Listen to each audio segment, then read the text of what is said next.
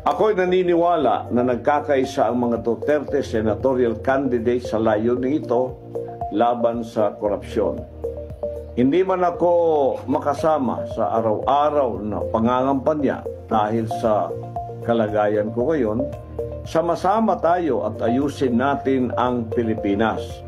Vote straight PDP laban. Number 10, Attorney Jimmy Bondoc. Number 22, Senator Bato de la Rosa. Number 28, Senator Bongo. Number 30, Attorney J.B. Hinlo.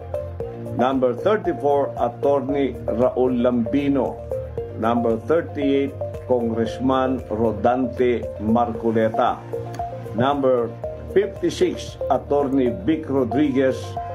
At number 58, Philip Salvador.